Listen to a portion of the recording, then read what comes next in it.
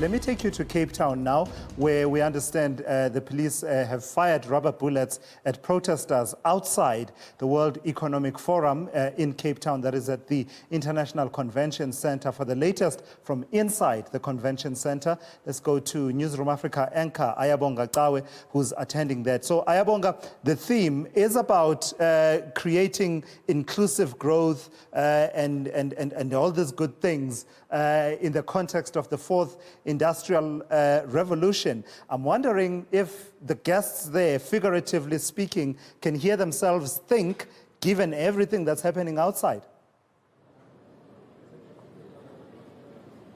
Afternoon to you once again, Tulas. It is indeed, that is the theme around inclusive growth in this era of the fourth industrial revolution. And coming to you from the Cape Town International Convention Center, and I must say outside that the scenes have indeed died down from what we saw earlier on this afternoon. And with the protesters leaving just shy of 2 p.m. this afternoon. And of course, one wonders whether or not they're going to make another return back here tomorrow. But that being said, Tula Sizwe, I'm joined now by the Minister of Finance of the Republic of Zimbabwe. And many of you would be familiar with the fact that we had two different protesting groups from Zimbabwe earlier on. One group in support of the efforts to attract investment by Team Zimbabwe, which has come here to the World Economic Forum here in Cape Town. And the other group, of course, I guess representing the interests of the opposition in Zimbabwe. And allow me at this point, Tulas, to welcome Minister Mthuli Ncube. Professor, afternoon to you and welcome to Newsroom Africa. Thank you. What does Team Zimbabwe bring to this particular World Economic Forum, and what message are you conveying, not only, I guess, to the investor community, which you want to plow money into Zimbabwe, but also the Zimbabwean people who are watching this?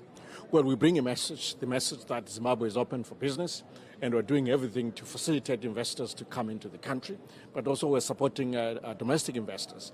The second issue is that we're availing opportunities for investment in Zimbabwe right across the board, in the mining sector, in the tourism sector, in the infrastructure sector, in the agricultural space, and the list is long.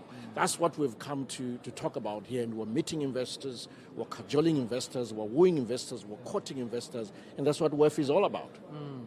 And just in terms, I guess, of that investment proposition that you are building out for Zimbabwe, I'd be quite interested in what are the key features of that message that you're bringing to the investor community, and what are some of the key sectors here where you're hoping to attract much-needed investment into that southern African nation? First of all, that the reforms in Zimbabwe are real, the economic reforms, the legislative reforms, all these reforms will go a long way in creating a competitive environment, an environment that is stable, that assures returns can be harvested safely by investors, reforms that will reduce the risk premium for investors who are investing into Zimbabwe.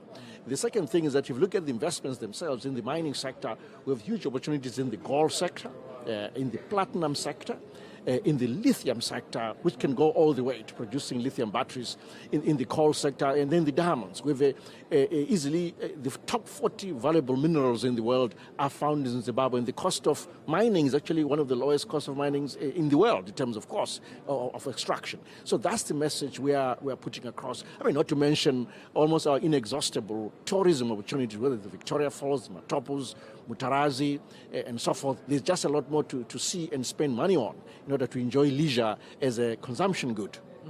You spoke earlier on, just a few sentences ago, about reducing that risk premium, which of course would influence the investment in the Zimbabwean economy. And much of that has to do with the fiscal situation in Zimbabwe. You've indicated to many of your countrymen that they're going to have to take a bit more of pain in the short term to, I guess, bring the fiscus back into some form of stability. Where are you in terms of that project?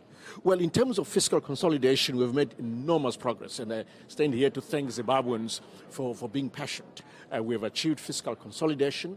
We can tick that box in the sense that the surplus, that was the target for fiscal consolidation, has been achieved. In the last 8 months, we have run a surplus of $100 million a month, Zimbabwe dollars, that is, which is cumulative over 8 months is about $100 million US.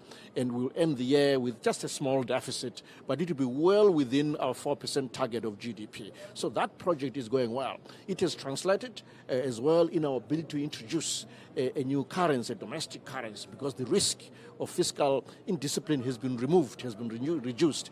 But also it has translated into a well-behaved current account a position. So in the first quarter of this year, we recorded a current account surplus. We'll end the year with a small deficit on the current account side, which is manageable. So really, in terms of the optics for those macro variables, those variables are indeed well behaved, and I thank Zimbabweans for being patient.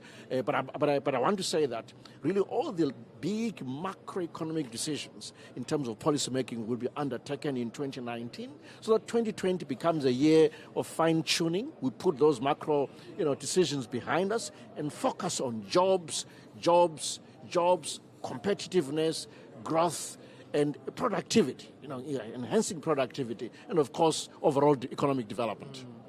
Much of the deliberations today are around the fourth industrial revolution, the impact that many of the exponential technologies might have on creating growth outcomes that are unequal or that are not necessarily inclusive. And I'm quite interested with many of the challenges that you have in Zimbabwe, least of all from a foreign currency perspective. What does that foray into the fourth industrial revolution, which we're already in now, look like for Zimbabwe from a macro level, but even at a micro firm level? What does that look like? You know that the fourth industrial revolution can actually come out from within as well, because a lot of it tends to lean heavily on ICT. And Zimbabweans, we have got a very young, vibrant, and educated population, very creative. And our job as government is to support them so they can, initiate their own businesses, which will impact industrial productivity, machining, robotics. A lot of this can be done domestically. Why? There's the human capital to do it. It's about what we do to support it. So we can create new jobs, new types of jobs due to this industrial revolution.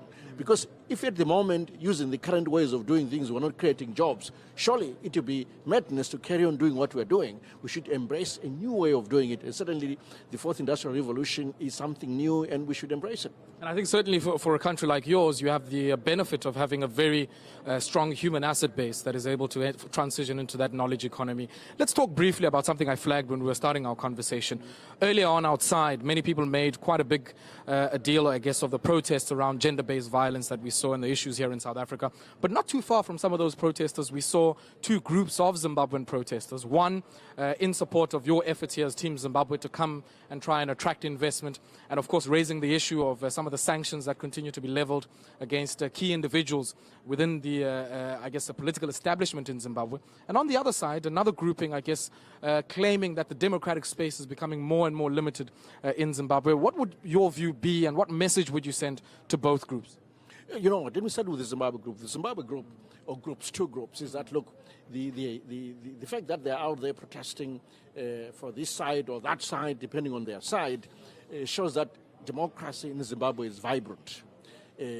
And democracy is always noisy, by the way. So you have noisy protests for and against the government. And that's okay.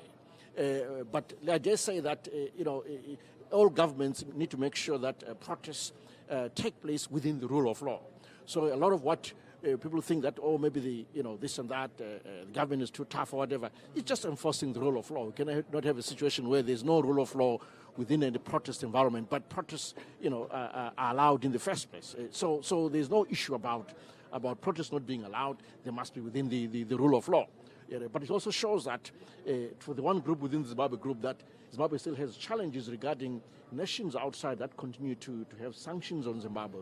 And Zimbabwe, let me say, that is doing everything it can to make sure that we overcome those issues that these countries are raising as being issues that we ought to deal with for us to clearly open up the democratic space. In fact, I looked at some of the issues that was raised way back in, I think, almost like 15 years ago when the sanctions started. And they say, that issue, we've dealt with that. That issue, we've dealt with that. That issue, we've dealt with that, including, electoral reform. We had peaceful elections in last year in July, very peaceful, in fact. So you can see we've made progress. But of course, I think those who continue to impose sanctions don't realize that we have actually made progress. Even the protests reflect that there is democracy. Democracy is vibrant. It is noisy. It is noisy everywhere. Now, on the South African protests, again, it just shows that we have a lot to do as nations to deal with gender-based violence. It's not just South Africa. It's other nations, not in Africa. It's not just an African problem. It's a global problem that we need gender equity. We need to deal with gender-based violence. It starts in the homes, how men treat their spouses, they treat their daughters. It cascades beyond that. We need to continue to preach equity between the two genders. It's about equity at the workplace. It's about equity in terms of recognition before the law. It's about inheritance. It's a multifaceted issue that just goes beyond the violence, but it's broadly about gender equity, and it's a global issue.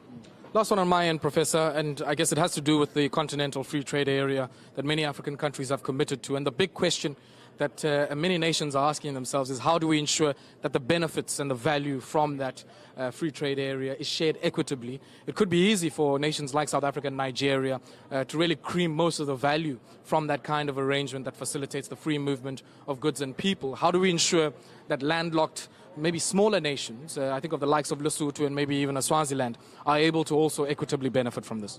Oh, well, you know what? I think everyone has to try to compete.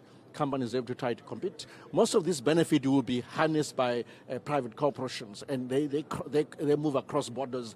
They don't necessarily want to belong to a country, by the way. They're totally multinational. So that's how this is going to be creamed. But we want to give every country a fair chance so that there's equity in the system, absolutely, so that every country benefits. But we have to recognize that small countries can be as competitive as large countries. If you're a small country, doesn't mean that you're not competitive. We have small countries known as islands that are offshore centers, for example, and they compete very well against large countries. So size here is not the issue. It's about recognizing that what you need to do to compete, that is a competitive environment, even within the broader Africa trade family. We just have to compete for investment. Okay. Yeah. Professor Ncube, thank you very much for your time. Really appreciate it. Very good, thank you.